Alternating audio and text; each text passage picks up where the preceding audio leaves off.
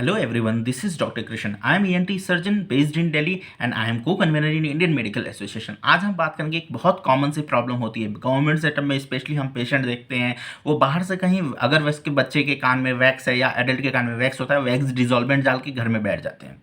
वो आगे सिरिंजिंग या फिर सक्शनिंग से कुछ क्लीनिंग नहीं कराते।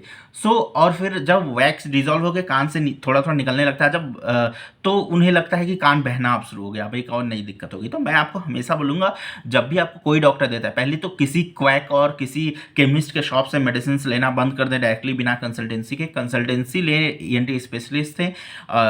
और उसके बाद वैक्स अगर बताते हैं कि वैक्स है, डिजॉल्वेंट देते हैं, तो ड्रॉप डालने के बाद अगर वो 5 डेज 4 डेज या 7 डेज बोलते हैं, जो भी बोलते हैं, जिस हिसाब से डोजेस बोलते हैं, आप उसको फॉलो करें, वैक्स डिजॉल्वेंट डालें। और उसके बाद जब वो 5 डेज बाद बुलाते हैं सिरिंजिंग कराने के लिए, तो आप ज़रूर जाएँ। लोग नहीं जाते। मेरे पास रिसेंटली कुछ पेशेंट्स आए थे जो बोल रहे थे कि पहले इन्हें कहीं वैक्स डिजॉल्वेंट प्राइवेट में किसी डॉक्टर ने दिया, अब वो कान बहना शुरू हो गया। तो आई एग्जामिन, तो वो जो बह रहा था वो वैक्स डिजॉल्व होकर निकल रहा था और वो डिपॉजिट हो रहा था बच्चे के कान में। तो दिस इज द थिंग, अगर आप डॉक्टर्स के इंस्ट्रक्शंस को प्रॉपरली फॉलो करेंगे तो आपको डाउट होगा ही नहीं। आप क्या करते हो, आधी बातें फॉलो करते हो, आधी नहीं करते हो, तो वो डाउट रहेगा ही और आगे कॉम्प्लिकेशंस भी हो सकता है। तो इसलिए मैं जब भी आपसे बोलूंगा, एक बहुत इंपॉर्टेंट पॉइंट है, मैं यहाँ हाईलाइट करना चाहूंगा कि अगर आपको वैक्स डिजॉल्वेंट दी गई है तो आप डालने के बाद जरूर डॉक्टर के पास सिरिंजिंग होगी तो आपको फिर टिम्पैनिक मेम्ब्रेन का स्टेटस दिख सकता है। हो सकता है इस बहुत स्मॉल परफोरेशन हो, पिन पॉइंट परफोरेशन हो,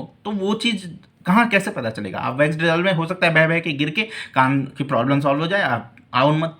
तो केवल प्रॉब्लम, आपको जो सिम्टम्स थी वो लेके आप गए, आपको वैक्स डिजॉल्वेंट दिया गया और उससे प्रॉब्लम सॉल्व हो गया, तो आप आगे नहीं जाओगे। हो सकता है टिम्पैनिक मेम्ब्रेन का एक बार स्टेटस तो एग्जामिन कर लो, नहीं तो वो आगे चल के बहुत बड़ा छेद हो सकता है, फिर और कॉम्प्लिकेशंस हो सकते हैं। तो इसलिए सही समय पे पता चले तो कॉम्प्लिकेशन से बच सकते हैं। नहीं तो कई बार आपको पता होता है कि इसकी वजह से इतनी हियरिंग लॉस हो जाती है कि इवन हियरिंग एड काम नहीं करता।